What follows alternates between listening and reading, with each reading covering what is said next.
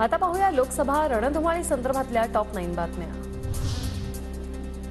आजची बैठक रद्द झाली हे वंचितला सांगण्याची कुणी तसदी घेतली नाही। प्रकाश आंबेडकरांकडून महाविकास आघाडीवर नाराजी व्यक्त। महाविकास आघाडीत आमचं स्टेटस काय हे आता लक्षात आल्याचंही वक्तव्य। आजची बैठक कॅन्सल झाली आहे, पण ती कॅन्सल झालेली आहे याचं कळवण्याचं तसबीही कुणीही घेतली नाही। तेव्हा आमचं स्टेटस काय आहे ते आमच्या आता लक्षात आलेलं आहे। पुण्याच्या जास्त जवळ येण्याचा माझा प्रयत्न आहे, मात्र पुण्यातून निवडणूक लढवणार असा अर्थ होत नाही हे मीडियाला सांगतो। देवेंद्र फडणवीसांचं पुण्यातल्या कार्यक्रमात वक्तव्य। पंकजा मुंडेंकडून स्वतःच्या उमेदवारीचे संकेत। लोकसभा निवडणुकीत तुम्ही माझी काळजी घ्या, पुढे मी तुमची काळजी घेईन। सभेतून पंकजा मुंडेंचं स्थानिकांना आवाहन। काका दोघंही सत्ताधारीत, आपण माझी तोंडे साहेब, पण सगळ्या आजी लोकांनी माझी लोकांची काळजी घ्यावी, कारण तुमच्या आजी होण्यामध्ये माझी लोकांचा थोडा तरी खारीचा वाटा आहे। सेलिब्रिटी उभे करून चूक केली असं म्हणणाऱ्यांना पुन्हा नाना पाटेकरांकडे जाण्याची वेळ कशी आली? जयंत पाटलांची अजित पवारांवर शिरूरच्या जागेवरून टीका।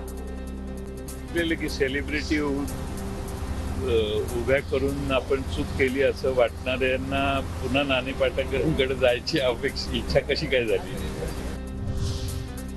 कोल्हापूर लोकसभेसाठी महायुतीचा नवा डाव। शाहू महाराजांविरोधात समरजित घाटगेंना मैदानात उतरवणार। भाजपच्या वरिष्ठ पातळीवर उमेदवारांसाठी प्रयत्न, सूत्रांची माहिती। लोकसभा लढवण्यासाठी भाजपकडून ऑफर आहे का? पत्रकारांचा माधुरी दीक्षितला प्रश्न।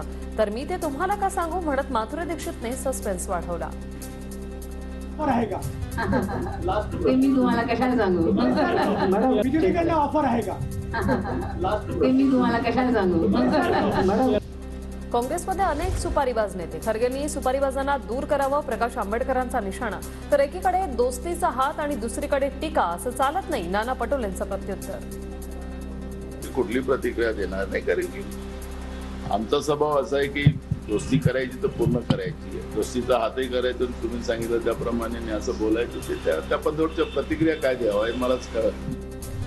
धाराशिव लोकसभेसाठी IAS अधिकारी प्रवीण परदेशी यांचं भाजपकडून राजकीय लॉन्चिंग। धाराशिवमधून प्रवीण परदेशी यांना संधी मिळण्याची शक्यता। माझ्यासोबत विश्वासघातकी राजकारण खेळलं, मनातील खंत उघड करायची आहे। चिपळूणमधील सभेत एकत्र येऊया, मनातलं बोलूया। भास्कर जाधवांचं कार्यकर्त्यांना पत्राद्वारे आवाहन।